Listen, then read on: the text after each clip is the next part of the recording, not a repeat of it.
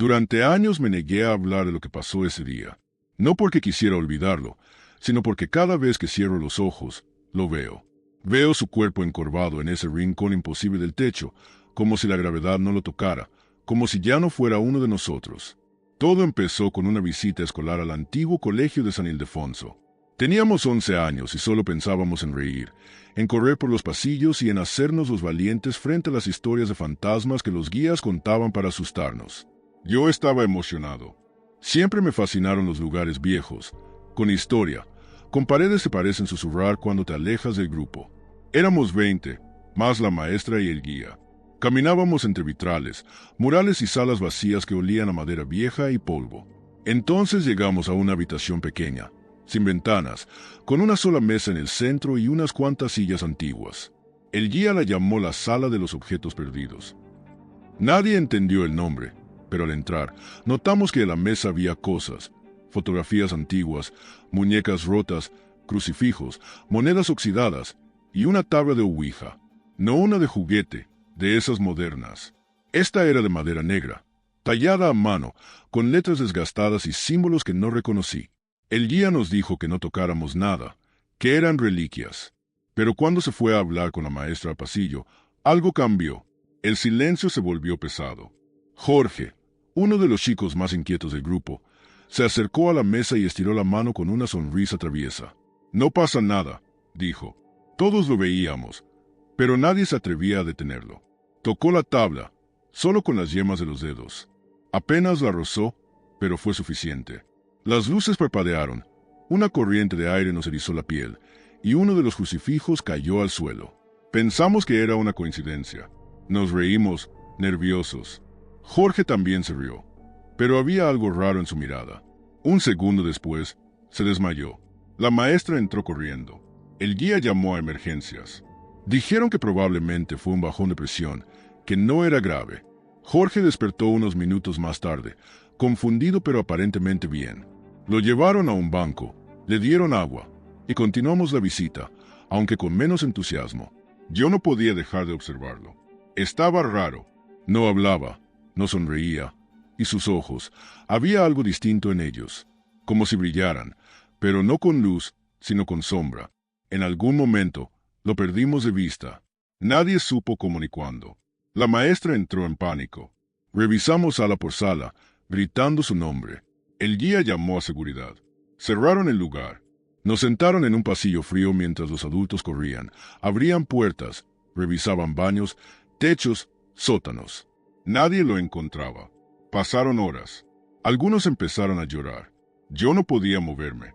Sentía algo en el estómago, una especie de nudo que apretaba más cada vez que alguien decía «no está». Entonces una chica del grupo, Mariana, señaló el techo.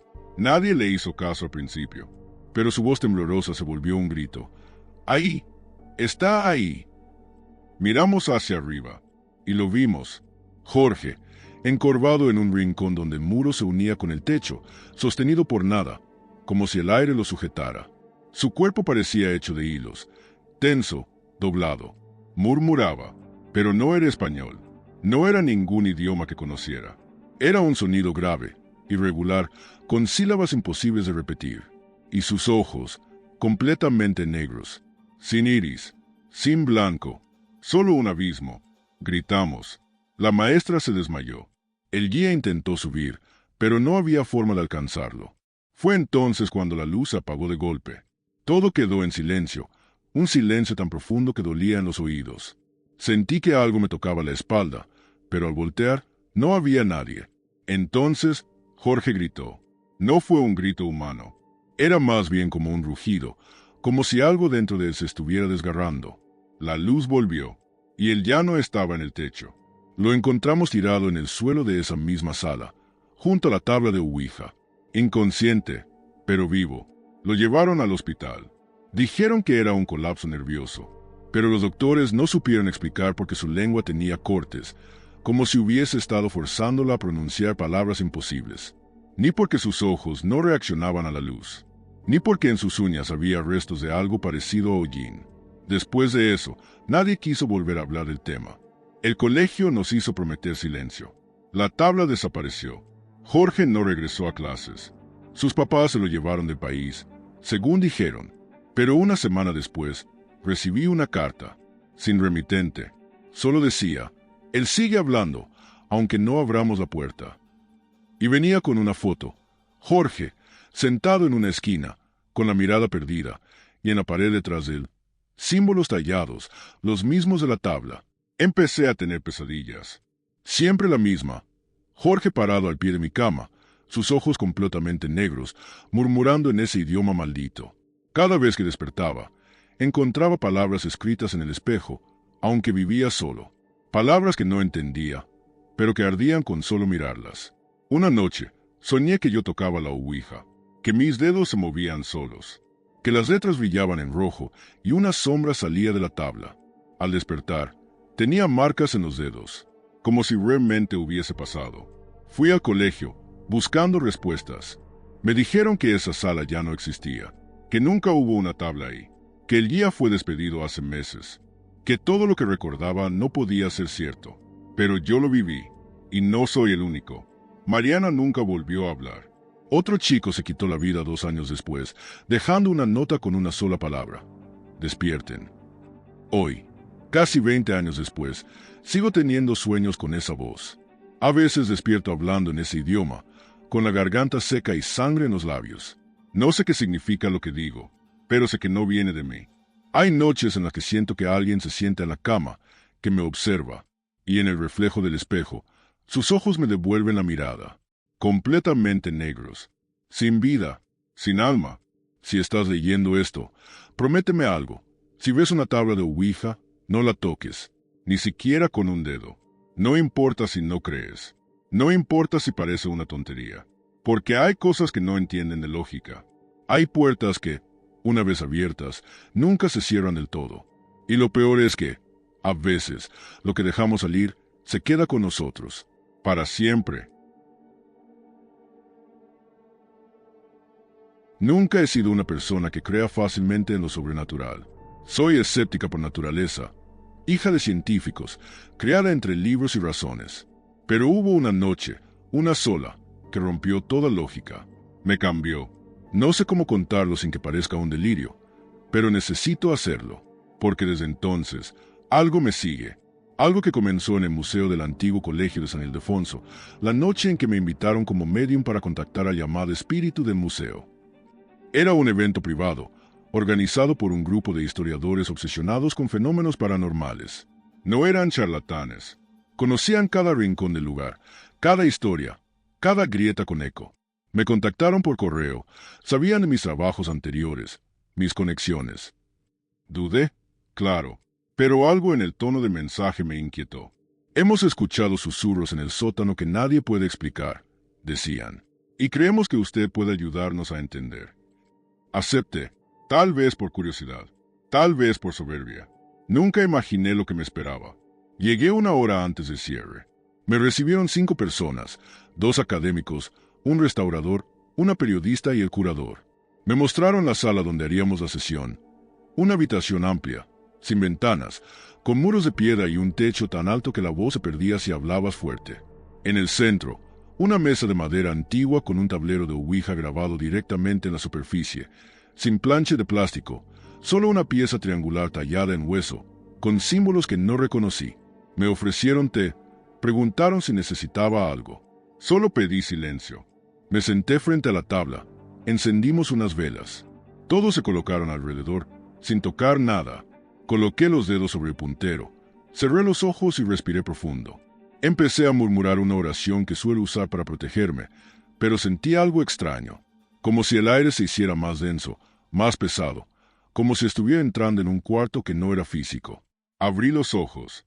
El puntero se movió. Nadie más lo tocaba. Fue rápido, violento, marcando letras al azar. Intenté concentrarme. Pregunté en voz baja, ¿quién eres? No hubo respuesta clara. Solo un zumbido en mis oídos. Luego, silencio total. Tan absoluto que no escuchaba mi propia respiración. Y de pronto, lo sentí. Un tirón. Como si alguien, o muchos, me estuvieran agarrando de los brazos, del cuello, de las piernas. Miles de manos invisibles jalándome hacia abajo, como si el suelo se abriera debajo de mí. Intenté gritar, pero mi garganta se cerró. El frío me atravesó el pecho. El puntero tembló y luego voló por los aires, golpeando la pared. Recuerdo que caí de la silla. Golpeé la cabeza y todo se volvió negro. Me dijeron después que grité, que gritaba palabras sin sentido, que me retorcía en el suelo como si algo intentara sacarme del cuerpo. Dijeron que tardaron casi 5 minutos en reanimarme, pero para mí, allá abajo, en ese lugar a que caí por dentro, el tiempo era otro. Vi cosas que no puedo explicar, no con palabras humanas. Vi escaleras infinitas descendiendo a la nada. Escuché llantos, gritos de niños y murmullos en idiomas que quemaban solo con escucharlos. Vi figuras pegadas a las paredes, sin ojos, que susurraban mi nombre aunque yo nunca lo había dicho. Cuando desperté, estaba empapada en sudor, con sangre en la nariz y rasguños en los brazos. No de mí. No estaban en lugares alcanzables por mis propias manos. Me ayudaron a sentarme. Todos estaban pálidos. La periodista lloraba en silencio. El curador solo repetía: no debimos hacerlo. Quise hablar, pero mi voz era un susurro. Apenas dije: están abajo, todavía están ahí. Nadie quiso seguir. Recogieron todo en silencio. Me ofrecieron llevarme a casa, pero preferí caminar. Necesitaba sentir el aire, confirmar que aún estaba viva. Esa noche no dormí. Me temblaban las manos. Sentía el olor del sótano en mi ropa. Al día siguiente, fui al médico. No encontraron nada anormal, pero desde entonces, algo cambió en mí. Hay momentos en los que me detengo en seco, como si alguien me llamara desde el suelo. En mi casa, las luces parpadean a las 3:33 de la mañana, siempre a esa hora. Y a veces, encuentro marcas de dedos en las paredes, como si alguien hubiera intentado escalar desde dentro. Fui al museo una semana después, con la excusa de devolver un objeto que supuestamente olvidé. El curador me recibió con cara de espanto. Me dijo que desde aquella noche el sótano está cerrado, que las cámaras de seguridad captaron sombras moviéndose solas, que uno de los vigilantes renunció tras escuchar risas detrás de la puerta cerrada. Nadie quiere bajar, nadie quiere acercarse, y yo tampoco. Pero cada vez que paso por ahí, siento un tirón en el estómago, como si algo me esperara, como si las manos no hubieran terminado de jalar. Hace 3 noches, soñé con la sala. Todo estaba igual, pero la mesa ya no tenía la ouija. En su lugar, había una especie de pozo.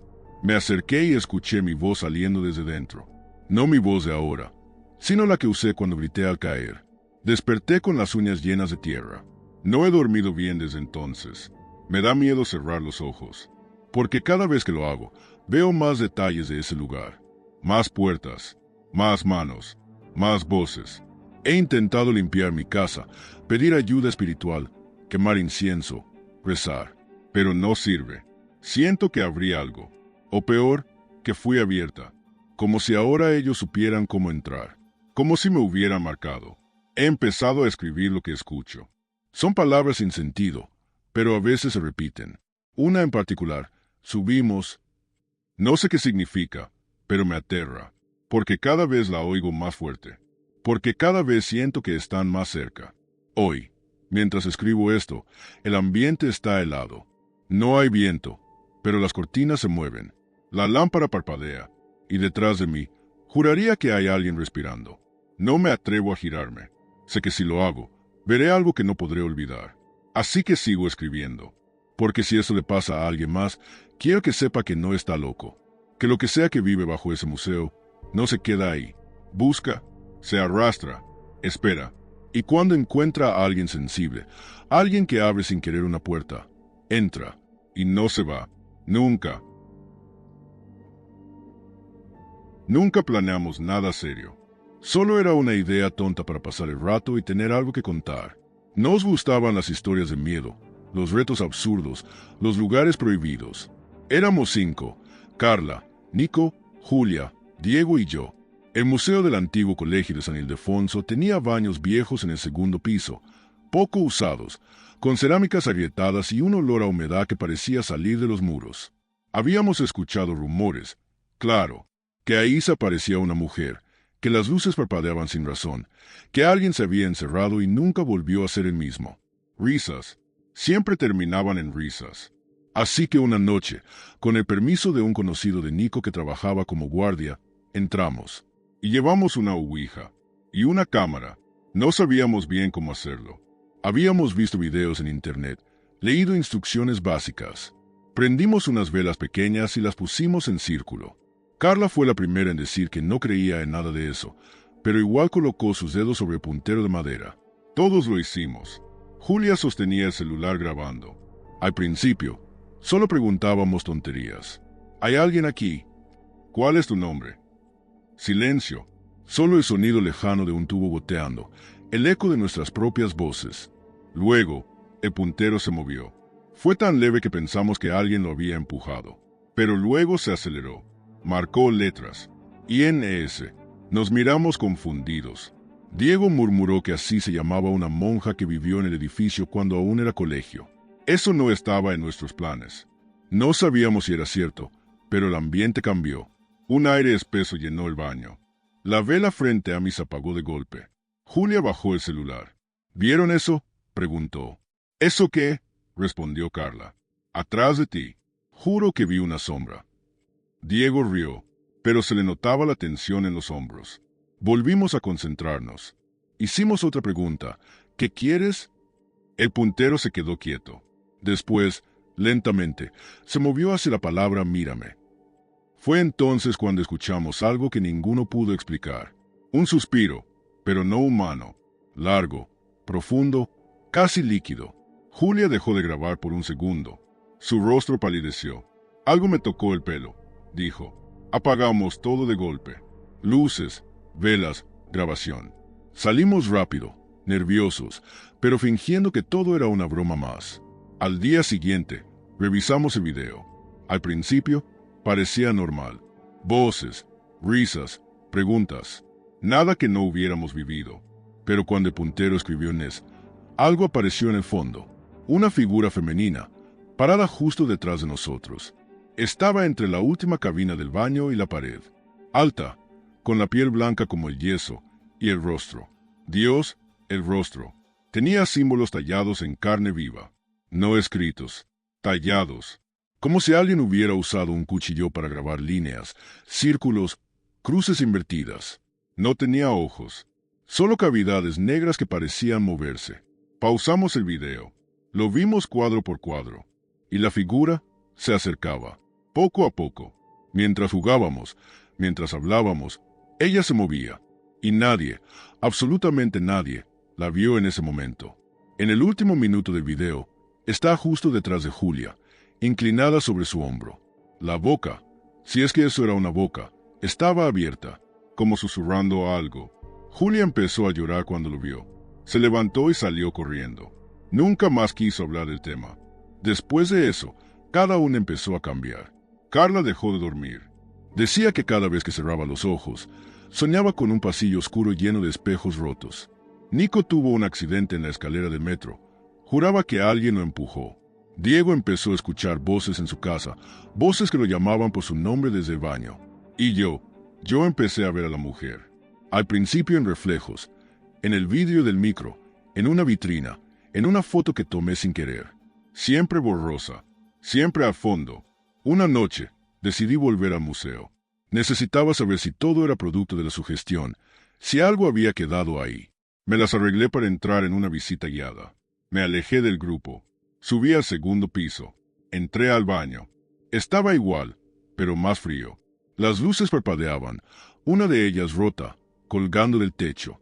Caminé hasta la última cabina. Abrí la puerta.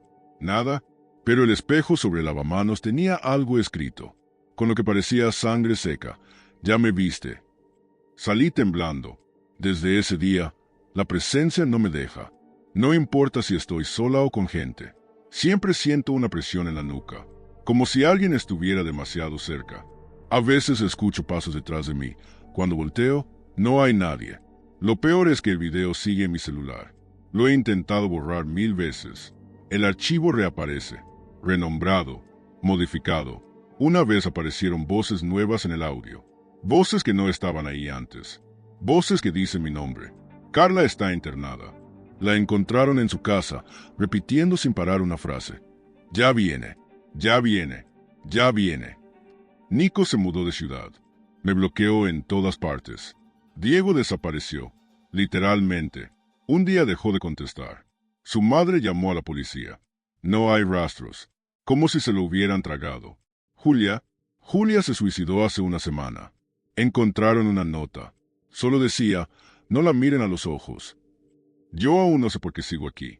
A veces creo que ella me está dejando por último, que disfruta ver cómo caen los demás, cómo el miedo me consume poco a poco. No duermo, no como, solo escribo. Escribo esto porque quizás, si alguien lo lee, entienda que hay cosas que no se deben tocar, que el juego dejó de ser juego en cuanto algo respondió, y lo que respondió no quiere jugar, quiere quedarse. Sé que vendrá esta noche. La he sentido más cerca. Hoy vi su reflejo en mis pupilas. No me moví, no lloré, solo acepté que no hay salida. Si estás leyendo esto, borra el video si lo encuentras.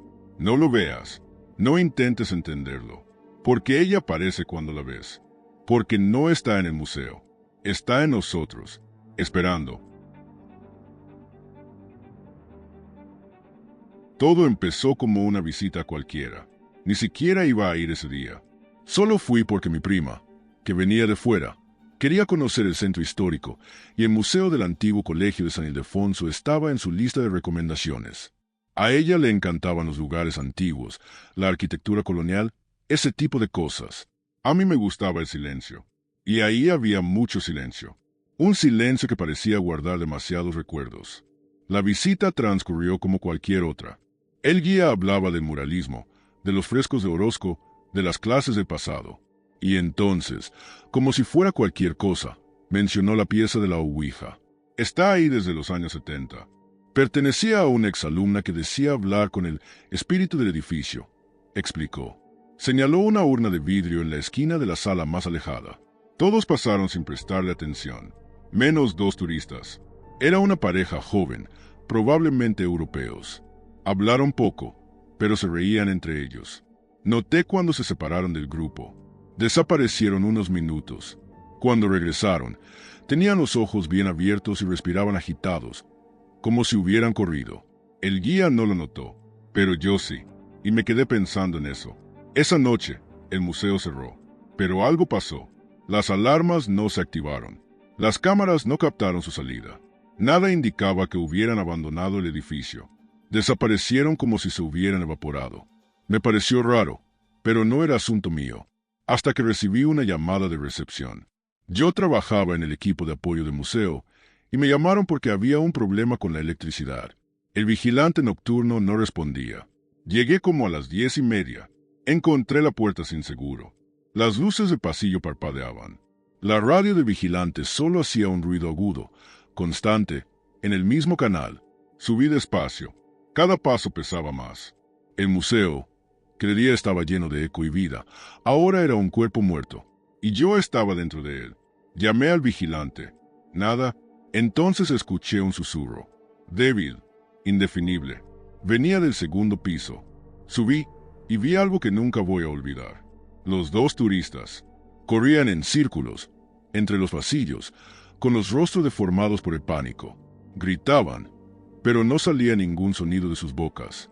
Intentaban escapar, pero siempre regresaban al mismo punto. Un pasillo con 3 cuadros y una puerta cerrada. Una y otra vez.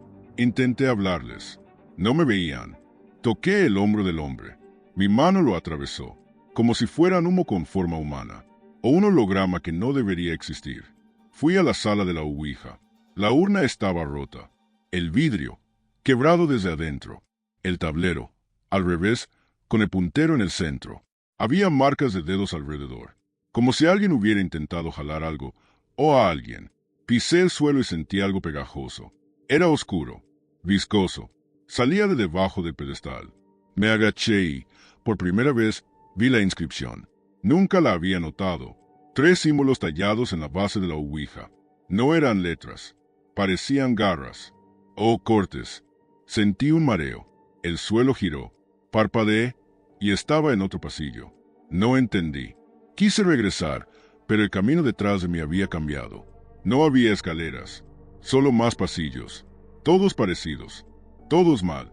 Luces parpadeando. El sonido de mis propios pasos repetido una y otra vez, como si rebotara entre 1000 paredes. Grité. Nada, solo silencio. Silencio real, de ese que te ahoga. Caminé por horas, o al menos eso parecía.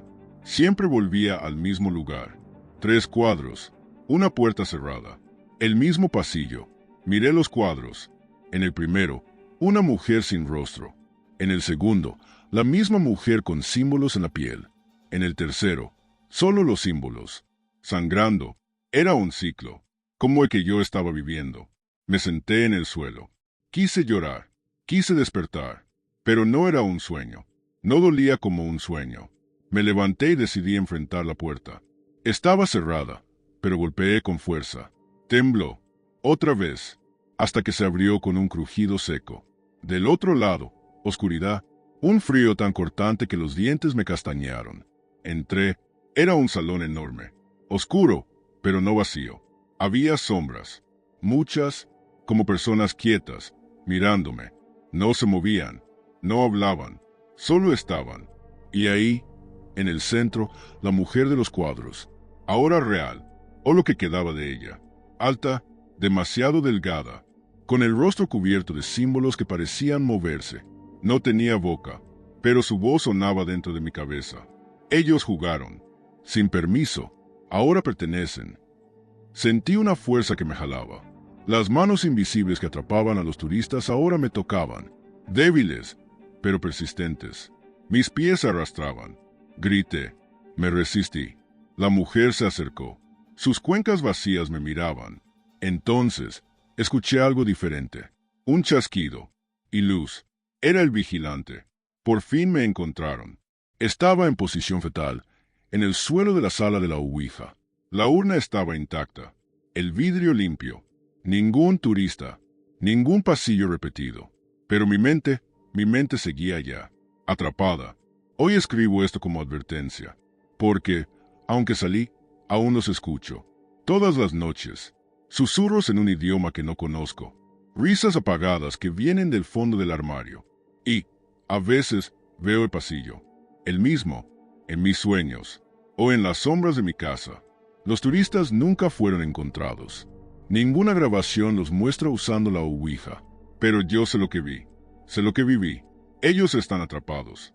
Y alguien, o algo, alimenta ese ciclo.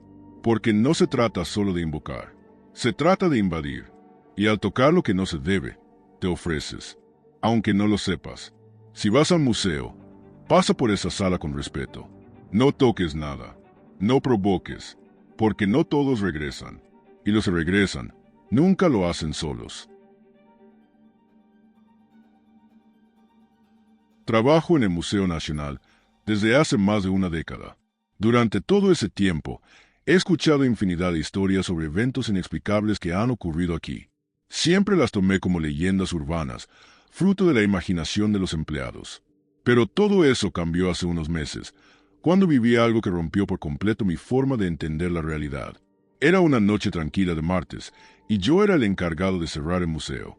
Después de asegurarme de que todos los visitantes se habían ido y de que las puertas estuvieran bien cerradas, empecé mi última ronda por los pasillos silenciosos. Las luces estaban parcialmente apagadas, proyectando sombras alargadas sobre las paredes llenas de obras antiguas y vitrinas con objetos históricos. Al pasar por la sección de ocultismo, sentí un escalofrío recorrerme la espalda. Ese lugar siempre me causó incomodidad, especialmente por una vieja tabla Ouija que está exhibida en una vitrina de cristal. Dicen que fue usada en rituales durante el siglo XIX y que carga una energía extraña. Me acerqué a observarla, madera oscura, el puntero encima. Fue entonces cuando noté algo raro. Todos los relojes de pared marcaban exactamente las 3:33, aunque yo sabía que no era tan tarde. Confundido, miré mi reloj de pulsera. Eran las 9:15. Todos los relojes del museo se habían detenido a la misma hora. Sentí un frío recorrerme el cuerpo, pero traté de pensar con lógica. Seguramente era una falla eléctrica. Decidí seguir mi recorrido y dejar el tema para el día siguiente. Cuando me di la vuelta para salir de la sala, escuché un crujido seco detrás de mí. Volteé rápido y vi que el puntero de la Ouija se había partido en dos, sin que nadie lo tocara. Antes de que pudiera entender lo que pasaba, Un gran espejo ornamental en la pared opuesta estalló en 1000 pedazos, llenando el suelo de vidrios. Mi corazón latía como loco. El pánico casi me dominaba. Respiré hondo, me armé de valor y me acerqué con cuidado a la vitrina. El aire alrededor se sentía pesado, denso, como si se pudiera tocar. De pronto, sentí una presencia justo detrás de mí. Alguien me miraba, lo sentía. Me giré de golpe, pero no había nadie. La sala seguía vacía, salvo por las sombras que bailaban con la luz temblorosa. Decidí salir de ahí lo más rápido posible. Mientras avanzaba por los pasillos, me di cuenta de que todos los relojes seguían marcando las 3:33. La sensación de estar siendo observado no desaparecía. Cada sombra parecía esconder algo, o a alguien. En los días que siguieron, intenté encontrar una explicación lógica a todo lo que viví. Llamamos a técnicos para revisar los relojes, pero no encontraron ninguna falla. Aún así, todos seguían detenidos a las 3:33. El espejo fue reemplazado, pero los empleados encargados dijeron sentirse incómodos al entrar en esa sala. La tabla Ouija permaneció en su lugar, con el puntero roto. Desde esa noche, evito pasar por la sección de ocultismo cuando hago rondas nocturnas. El museo, que antes era un lugar de aprendizaje y belleza, ahora tiene para mí un aire de misterio y amenaza. Las historias que antes me parecían exageraciones se volvieron demasiado reales, y la frontera entre lo explicable y lo desconocido nunca se sintió tan delgada. Cada vez que escucho el tic-tac de un reloj o me miro en un espejo, recuerdo esa noche, y pienso en las fuerzas que pueden estar esperando, escondidas en las sombras, en silencio, pacientemente.